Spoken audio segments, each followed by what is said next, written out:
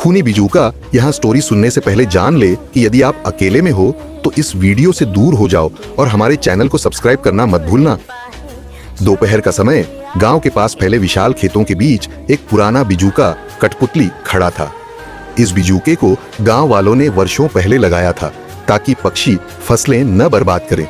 लेकिन समय के साथ इस बिजूके के बारे में अजीब अजीब कहानियां फैलने लगीं। कहते थे कि यह बिजूका रात के अंधेरे में अपनी जगह से हिलता था। कभी कभी उसकी आंखें लाल चमकने लगती थीं और जो भी इसे नुकसान पहुंचाने की कोशिश करता वह रहस्यमय तरीके से गायब हो जाता। गांव में एक युवक था, नाम था रवि। रवि को इन भूत प्रेत की स्टोरी पर बिल्कुल यकीन नहीं था। वह पढ़ा लिखा था और इन सब बातों को अंधविश्वास मानता था। एक दिन गांव के कुछ लड़कों ने रवि को चुनौती दी कि अगर वह इतना ही निडर है तो आधी रात को उस बिजूके के पास जाकर उसकी टोपी उतार कर लाए। रवि ने यह चुनौती स्वीकार कर ली और रात को 12 बजे खेतों की ओर निकल पड़ा। भयानक रात की शुरुआत। आसमान में चांदनी हल्की हल्की थी, लेकिन खेतों के बीच घना अंधेरा था। दूर से वह पुराना बिजूका एक काली परछाई जैसा दिख रहा था। चारों ओर सन्नाटा था, बस झिंगुरों की आवाजें आ रही थीं। जैसे ही रवि बिजूके के करीब पहुंचा, उसे अचानक ठंडी हवा का झोंका महसूस हुआ, पर उसने इसे अनदेखा किया और बिजूके की ओर बढ़ता रहा। रवि ने उसकी टोपी पकड़ने के लिए हाथ बढ़ाया ही था कि अचानक उसे ऐसा महसूस हुआ जैसे किसी ने उसके कंधे पर हाथ रखा हो। वह तुरंत पलटा, लेकिन वहां कोई नहीं था।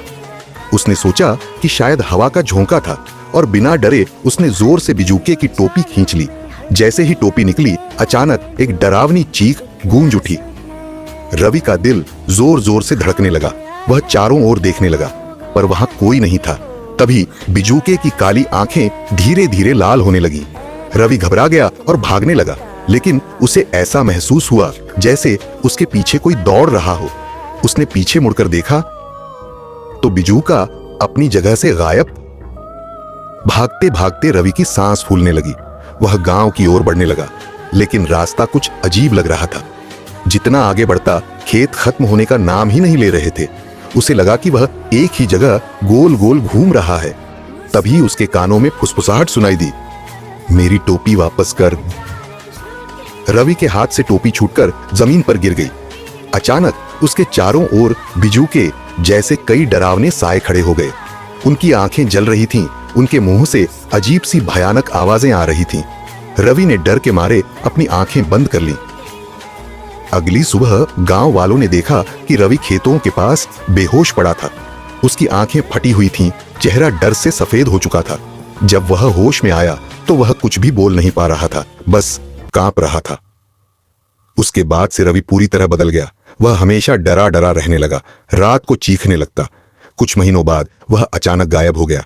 कुछ लोगों का कहना था कि वह पागल होकर कहीं चला गया, लेकिन बुजुर्गों का मानना था कि खूनी बिजूका उसे ले गया। आज भी जब कोई उस खेत के पास जाता है तो उसे बिजूके की हल्की हंसी सुनाई देती है, और लोग कहते हैं कि अगर कोई उसकी टोपी छूने की कोशिश करेगा तो वह कभी वापस नहीं आएगा। ऐसे ही हॉरर स्टोरी सुनने के लिए हमारे चैनल को सब्सक्राइब करिए।